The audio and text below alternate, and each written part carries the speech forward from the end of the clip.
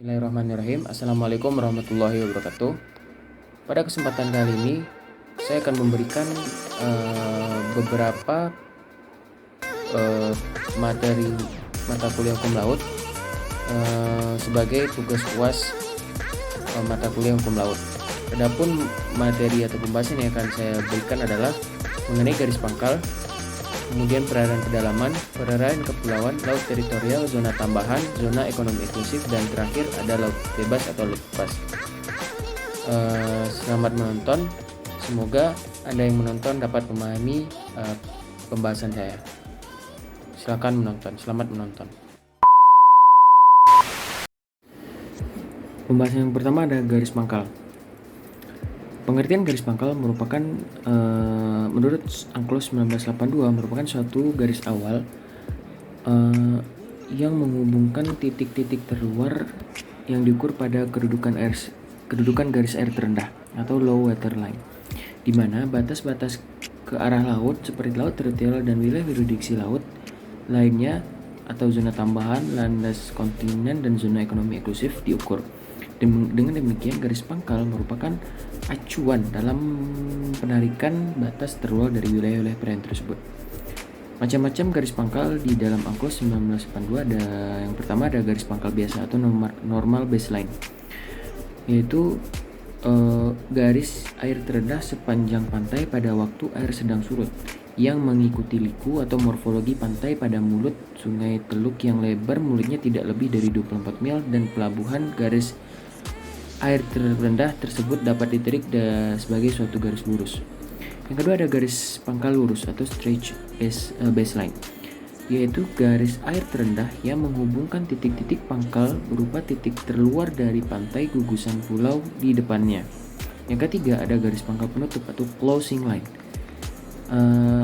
Dalam konteks garis pangkal kepulauan dilakukan dengan menggunakan garis penutup yang dibedakan ke dalam garis penutup teluk, garis penutup muara, sungai, terusan, dan kuala, dan garis penutup pada pelabuhan.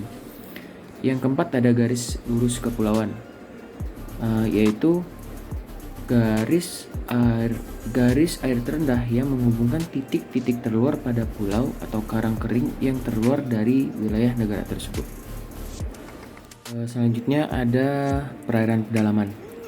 Perairan pedalaman adalah perairan yang ditutup oleh garis dasar, penutup teluk, muara, pelabuhan, dan garis-garis dasar yang menutup lekukan pantai sampai 100 mil dan maksimum sampai 120 mil laut. Dengan demikian, garis pedalaman adalah bagian dari laut yang berada ke arah daratan dari garis dasar kepulauan. Di perairan pedalaman, kapal asing tidak mempunyai hak lewat secara damai atau innocent passage. Ketentuan tersebut diatur atau berkaitan dengan hak lewat secara damai atau hak lintas damai disebutkan dalam pasal 17 dan 18 UNCLOS. Perairan pedalaman memiliki perhatian khusus dalam kedaulatan negara berdasarkan pengaturan yang termasuk di dalamnya terdapat hak melintas sebagaimana diatur dalam pasal 18 UNCLOS 1980. Lanjut kepada pembahasan selanjutnya, yaitu perairan kepulauan. Adapun yang disebut dengan perairan kepulauan adalah negara kepulauan, negara yang seluruhnya terdiri dari satu atau lebih kepulauan atau archipelagos dapat mencakup pulau-pulau lain. Adapun kepulauan adalah suatu gugusan pulau termasuk bagian pulau, perairan, dan wujud alami lainnya yang saling berhubungan satu sama lainnya dengan erat sehingga membentuk kesatuan geografi, ekonomi, dan politik.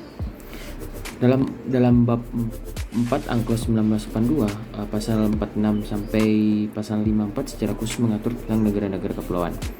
Masyarakat internasional telah mengakui bahwa ada bagian laut yang karena keadaannya yang khusus disebut sebagai perairan kepulauan. Perairan kepulauan berada di bawah kedaulatan negara kepulauan yang bersangkutan.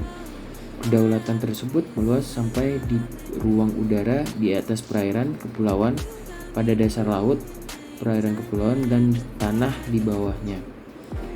Secara khusus, pasal 49 UNCLOS 1982 mengatur tentang status hukum perairan kepulauan, ruang udara di atas perairan kepulauan, dan dasar laut serta tanah di bawahnya. Selanjutnya yaitu ada laut teritorial. Di dalam Konvensi Hukum Laut 1982 disebutkan setiap negara pantai mempunyai laut teritorial atau territorial sea.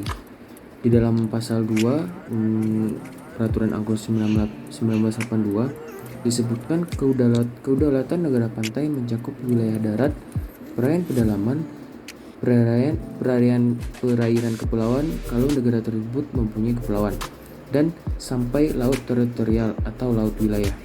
Kedaulatan tersebut meliputi ruang udara di atasnya dan dasar laut serta tanah di bawahnya. Pada pasal 3, setiap negara mempunyai hak untuk menetapkan lebar laut teritorialnya tidak melebihi 12 mil laut yang diukur dari garis pantai. Selanjutnya ada zona tambahan atau contiguous zone.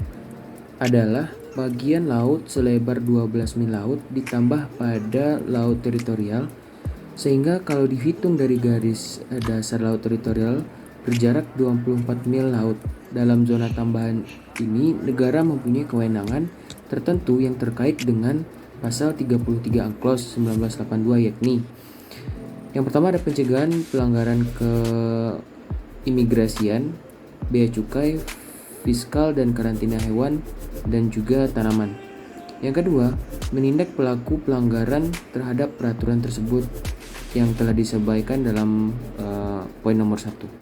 EE atau zona ekonomi eksklusif adalah bagian laut selebar 200 mil laut diukur dari garis dasar laut teritorial. Zona ini dititipkan kepada semua negara pantai, negara kepulauan dan negara-negara pulau sebagai warisan umat manusia.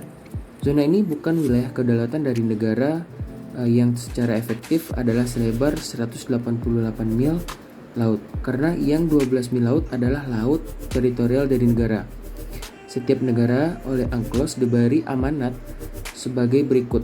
Amanat yang pertama mempunyai hak berdaulat atau sovereign right untuk tujuan eksplorasi, eksploitasi, konservasi, dan pengelolaan sumber daya hayati dan non-hayati dari perairan di atas dasar laut dan di dasar laut, serta tanah di bawahnya, dan juga kegiatan-kegiatan terkait dengan eksplorasi, eksploitasi ekonomi, dan zona seperti produksi energi dari air laut, arus, dan angin.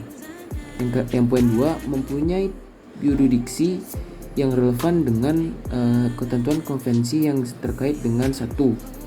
Pembangunan dan penggunaan pulau buatan, instalasi dan struktur.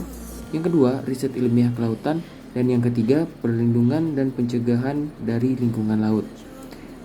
Poin selanjutnya yang terakhir, hak-hak dan kewajiban lain yang ditetapkan oleh konvensi. Masuk pada pembahasan yang terakhir, yaitu laut bebas atau laut lepas. Laut lepas adalah sebuah bagian laut yang tidak termasuk zona ekonomi eksklusif, laut teritorial, ataupun perairan pedalaman suatu negara, dan perairan dalam negara kepulauan. Pada pasal 87, laut lepas adalah terbuka bagi semua negara, baik negara yang memiliki pantai ataupun negara yang tidak memiliki pantai, atau juga disebut dengan landlocked states. Semua negara mempunyai kebebasan di laut lepas, freedom of the high seas, yaitu sebagai berikut: kebebasan pelayaran, kebebasan penerbangan, kemudian kebebasan memasang kabel dan pipa bawah laut, kemudian kebebasan pembangunan pulau buatan dan instalasi lainnya sesuai dengan hukum internasional, kebebasan penangkapan ikan, kebebasan riset ilmiah kelautan. Kebebasan di laut lepas dilaksanakan untuk tujuan-tujuan damai atau peaceful purpose, dan tidak boleh negara melaksanakan kedaulatan di laut lepas. Terdapat penjelasan lebih lanjut terdapat pada pasal 88 sampai dengan pasal 89. Di laut lepas, setiap kapal yang berlayar di laut lepas harus ada kebangsaannya, karena ada ikatan antara kapal dengan negara atau genuine link. Dan apabila kapal menggunakan dua negara atau lebih, atau menggunakan dua bendera atau lebih, negara tersebut tidak dapat karena dapat mendapat kemudahan dengan tujuan ingin mendapatkan kemudahan atau flag conversion dianggap sebagai kapal tanpa adanya kebangsaan. Terima kasih telah menonton beberapa penjelasan mengenai materi hukum laut. Semoga Anda yang menonton dapat memahaminya dengan baik. Apabila ada kesalahan dalam perkataan, saya mohon maaf. Saya akhiri dengan Assalamualaikum warahmatullahi wabarakatuh.